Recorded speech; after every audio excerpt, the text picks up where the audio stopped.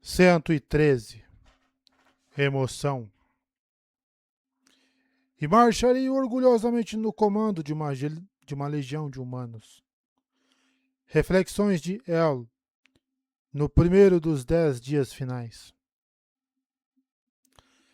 Desconectar-se dos poderes de Irmane fez com que Navani se sentisse pequena. A vida era realmente assim antes? Antes de mesclar sua essência de Irmane e ganhar consciência dos movimentos intrincados dos milhares de fabriais que compunham a forma física dele? Ela se sentia tão normal, ou quase. Lá no fundo da sua mente ainda havia um vestígio daquela consciência, uma noção dos veios de cristal que permeavam a torre. Se pousasse a mão em uma parede, podia sentir seu funcionamento.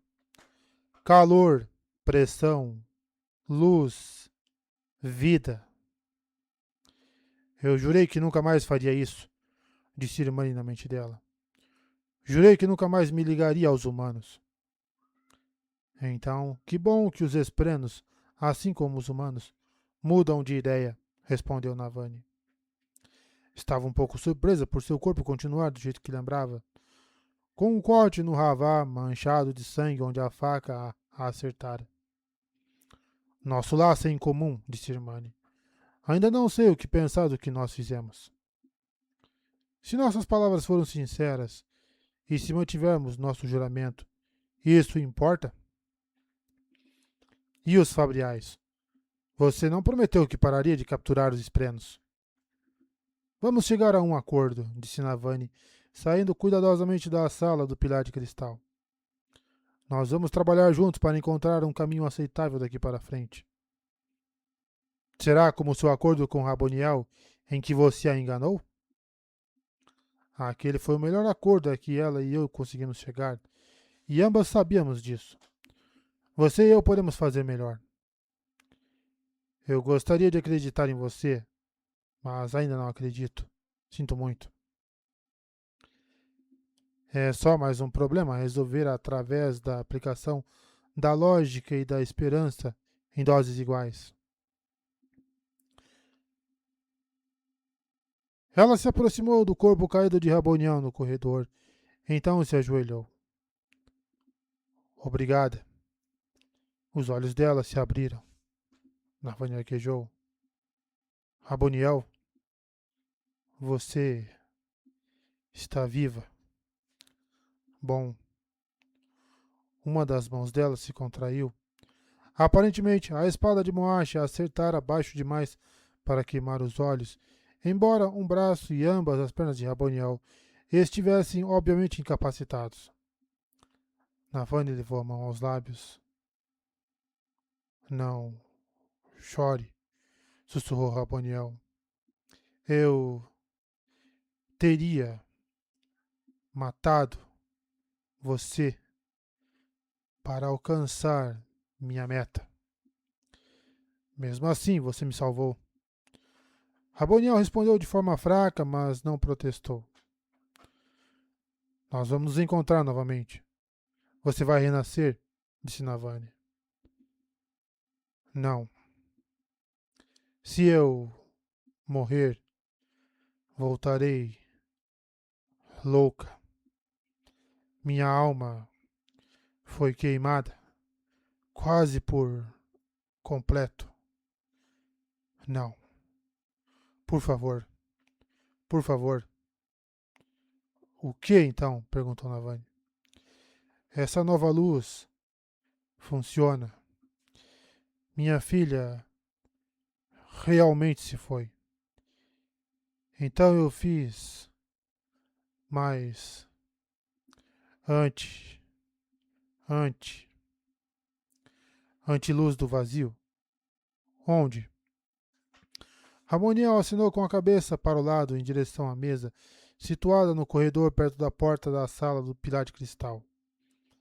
Navani se levantou e vasculhou as gavetas até achar um saco preto contendo um diamante cheio da preciosa e terrível luz.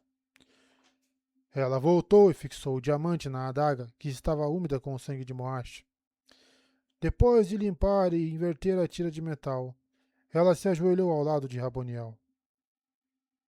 Tem certeza? Indagou Navani. Raboniel assentiu. A mão dela tremeu e Navani a segurou, o que acalmou a moldada. Eu fiz o que desejava. Ódio está preocupado. Ele talvez permita um final. Obrigada, disse Navani baixinho. Eu nunca pensei que estaria sã no final. Navani levantou a adaga e, pela primeira vez, se perguntou se era forte o bastante para aquilo. Eu gostaria de poder ouvir os ritmos novamente, disse Raboniel. Então cante comigo, disse Navani, e começou a cantar no tom de honra. A moldada sorriu e cantarolou fracamente no tom de ódio. Navani modulou seu tom, deixando a voz mais grave, até que as duas entrassem em harmonia pela última vez. Posicionou a adaga acima da ferida no peito de Raboniel. Acabe com isso, Navani, sussurrou Raboniel, deixando a canção terminar. Garanta que tudo isso acabe. Eu vou, sussurrou ela. Então, dando tudo de si para continuar cantarolando, sem soltar a mão de uma ex-imortal, Navani a golpeou fundo com a adaga. A maioria dos nervos de Raboniel havia sido cortada, então ela não teve espasmos como a filha. Seus olhos se tornaram vidrados e adquiriram um tom de branco marmóreo, e ela deixou escapar um suspiro de fumaça preta por entre os lábios, enquanto suas entranhas queimavam. Navani continuou cantarolando até que a fumaça se dissipasse. Você realizou um ato de bondade, disse Irmani na mente dela. A sensação foi horrível. Faz parte da bondade. Sinto muito por ter descoberto essa luz. Isso vai permitir que os esprenos sejam mortos, disse Navani. Isso ia acontecer em algum momento próximo. Antes, só os humanos sofriam as consequências. Com a traição, nós também passamos a sofrer. Você apenas selou essa verdade como algo eterno. Navani pressionou a testa contra a de Raboniel, como a moldada fizera com a filha. Então se levantou, cercada por esprenos de exaustão. Raios. Sem a luz da torre a infundi-la, a fadiga retornou. Fazia quanto tempo que não dormia? Tempo demais. Mas, naquele dia, ela precisava ser uma rainha. Navani guardou a adaga. A arma era valiosa demais para ficar solta por aí. E levou sua cópia de O Ritmo da Guerra debaixo do braço. Deixou um bilhete no cadáver de Raboniel, só por via das dúvidas. Não mexa no corpo desta heroína, sem primeiro consultar a rainha. Então, foi criar ordem a partir do caos de uma torre subitamente libertada. Taramanjan acordou tarde naquele dia. Mal se lembrava de ter caído no sono. Mal conseguia. Mal conseguia pensar. Estava estúpido. Mais estúpido do que nunca. Isso fez chorar. Um choro estúpido. Ele chorou e chorou, sobrepujado pela emoção e por esprenos de vergonha. Uma sensação de fracasso, de raiva de si mesmo. Ele ficou ali deitado até que a fome o obrigou a se levantar. Seus pensamentos eram como crem, espessos, lentos. Foi cambaleando até a janela, onde haviam deixado sua cesta de comida. Trêmulo, ele a pegou, chorando de fome. Estava tão intensa. E raios, ele atraía tantos esprenos quanto estava estúpido. Taravanjan se sentou junto da lareira falsa e não pôde deixar de desejar que Dalinar estivesse ali com ele. Como aquilo havia sido grandioso. Ter um amigo. Um amigo de verdade que o compreendia. Ele estremeceu diante da ideia, então começou a remexer no interior da cesta. Parou a encontrar um bilhete. Era de Renarin Collin, marcado com seu selo. Taravangian enunciou cada glifo. Levou uma eternidade e atraiu uma frota de esplendos de concentração na forma de ondulações do mar, até que entendesse o que dizia. 2 palavras. Sinto muito. Havia 2 gemas brilhando vividamente junto do bilhete. O que era aquilo? Sinto muito. Por que dizer aquilo? O que o rapaz havia visto? Taramanjan sabia que não podia confiar no próprio destino. Os outros esplendos fugiram, e apenas os de medo o cercavam enquanto ele lia aquelas palavras. Precisava se esconder. Deu um pulo da cadeira e se arrastou até o canto. Ele tremeu ali até sentir fome demais, então se arrastou para comer o pão achatado na cesta. Depois, uma massa vegetal azistiana roxa que ele comeu com os dedos. Era tão gostoso. Será que havia, alguma vez, comido algo tão maravilhoso? Taravanjan derramou lágrimas sobre o alimento. As gemas continuaram a brilhar. Gemas grandes. No interior delas, algo se movia. Ele não havia sido avisado para prestar atenção em algo assim? Um trovão rugiu no céu e Taravanjan ergueu o olhar. Aquilo era a tempestade eterna? Não. Não era uma grande tormenta. Ele não havia percebido que chegaria naquele dia. O trovão sacudiu as abas da janela e ele deixou o pão cair. Escondeu-se novamente no canto, com esplenos de medo trêmulos na forma de bolhas. O trovão parecia furioso. Ele sabe, pensou Taravanjan. O inimigo sabe o que eu fiz. Não. Não, tempestade errada. Preciso dar um jeito de invocar ódio. Aquelas gemas. Era para isso que serviam. Ia acontecer naquele dia. Ele ia morrer. Seria o fim. As dobradiças da casinha foram arrebentadas e a porta se abriu bruscamente. Do lado de fora, os guardas se afastaram às pressas de uma silhueta destacada contra um céu escuro. A tempestade estava quase chegando, e Sisat a acompanhava. Taravanjan arquejou, apavorado, já que não era essa a morte que ele havia previsto. Esperara tanto pelo dia transcendente em que seria mais uma vez extremamente inteligente. Nunca imaginara o contrário. Um dia em que ele era apenas emoção. Um dia em que os pensamentos não se moviam no seu cérebro e esplenos voavam ao seu redor como um enxame, alimentando-se avidamente das suas paixões. Sisat permaneceu em silêncio com sua verdadeira aparência. A cabeça careca, recém-raspada, refletia a luz das esferas que despontavam da cesta. Como você sabia? Perguntou o Chino por fim. E há quanto tempo sabe? Sei o quê? Disse Taravanjan com dificuldade, arrastando-se para o lado através dos esplenos de medo. Meu pai, disse Sisat. Taravanjan o encarou. Mal conseguia compreender as palavras. Estava muito aturdido. As emoções lutavam dentro dele. Terror, alívio porque tudo acabaria logo. Como você sabia que meu pai estava morto?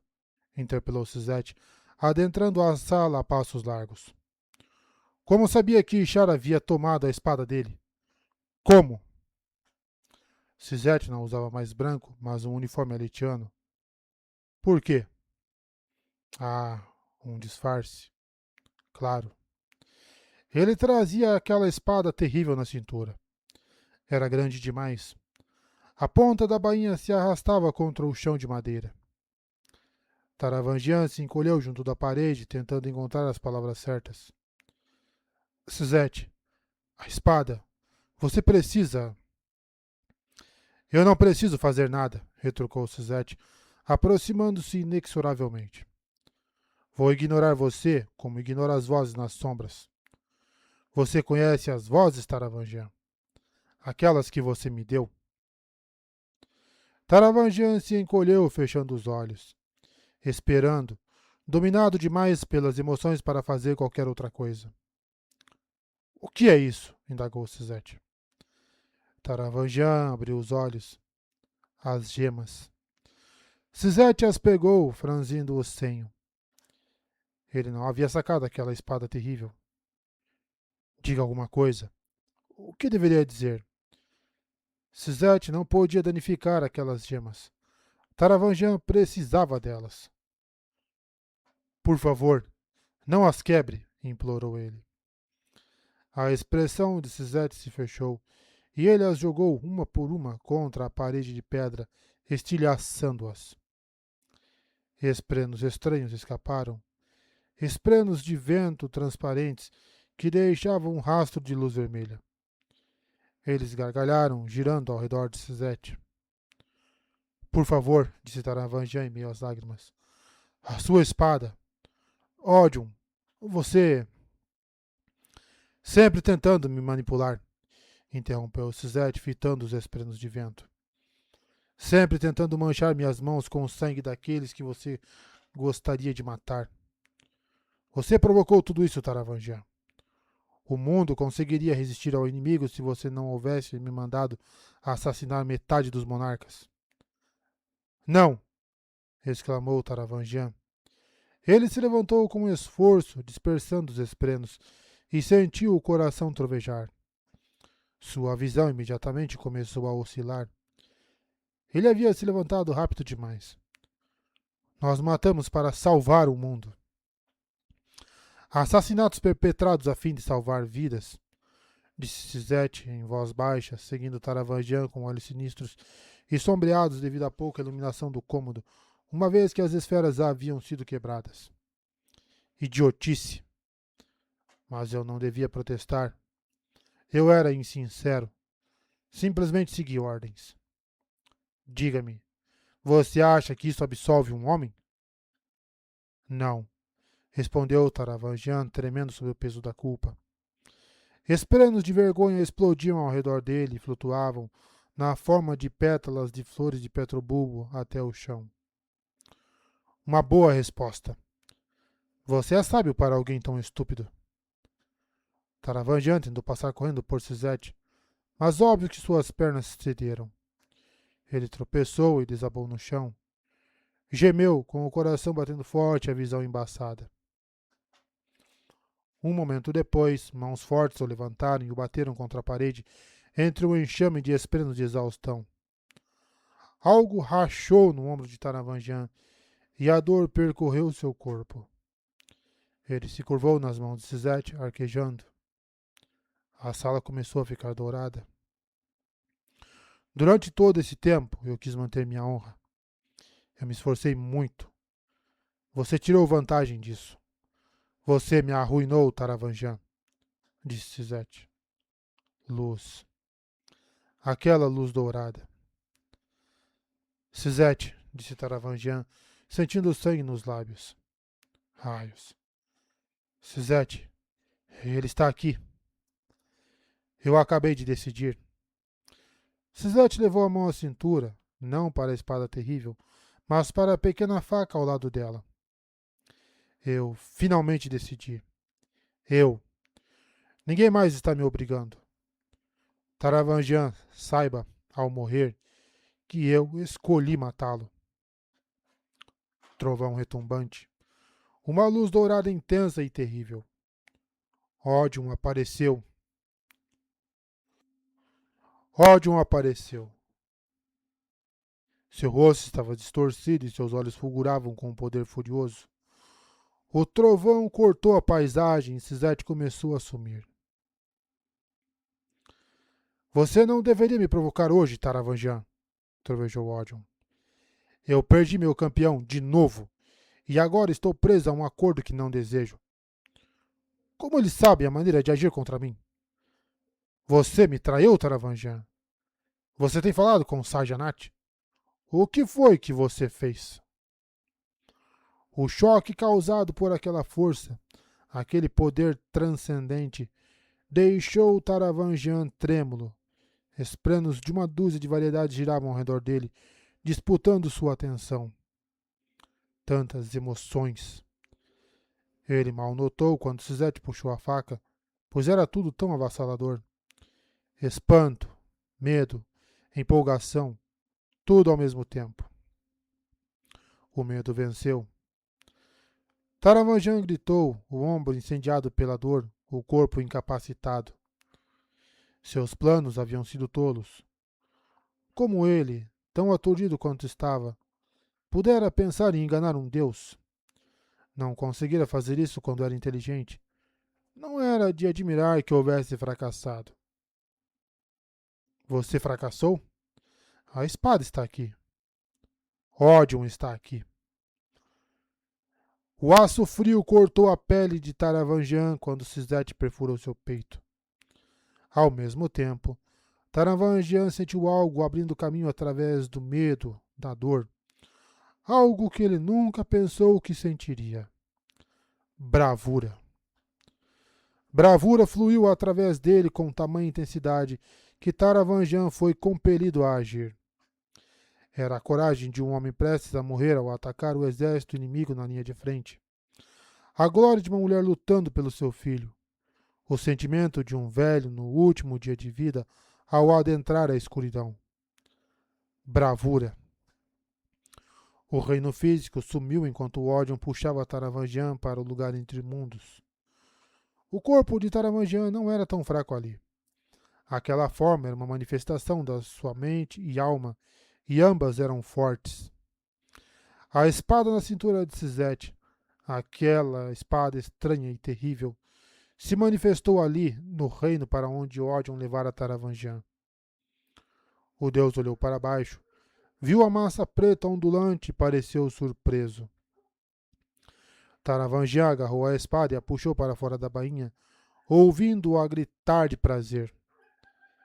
Ele se virou e brandiu-a, enquanto a fumaça preta envolvia seus dedos. Destruir! Destruir! Berrou a espada. Taravangian varou o peito de Ódion com a espada. A espada bebeu cobiçosamente da essência do deus e, enquanto fazia isso, Taravangian sentiu um estalo. Seu corpo morrendo. Suzette terminando o serviço. Ele soube na hora. Estava morto. A raiva cresceu dentro dele como nunca antes. Suzette o matara. Ódion gritou e o lugar dourado se despedaçou, transformando-se em escuridão. A espada ondulou na mão de Taravangian, sugando o poder do deus que havia apunhalado. A figura que continha o poder de Ódion, a pessoa que o controlava, se evaporou, tomada pela espada. Apenas isso produziu tanta investidura que Taravangian sentiu a espada se entorpecer sob os dedos. Cheia, letárgica, como um ferro quente enfiado em um barril de água, houve um silvo inicial, mas o poder era vasto demais para que a espada o bebesse. Mas ela matou a pessoa que continha aquele poder, o que deixou um buraco, uma necessidade, um vácuo, como uma gema subitamente sem luz a tempestades. O poder se estendeu e Taravangian sentiu uma distinta conexão com ele. Paixão, ódio. Naquele dia, Taravangian era apenas paixão. Ódio, medo, raiva, vergonha, admiração, bravura. O poder amava tudo isso e fluiu através dele, envolvendo-o. Sua alma vibrou. Aceite-me, implorou o poder, não em palavras, mas em emoção. Você é perfeito. Eu sou seu. Taravangian hesitou por um momento, então enfiou as mãos no poço de poder. E ascendeu a divindade, tornando-se Ódion.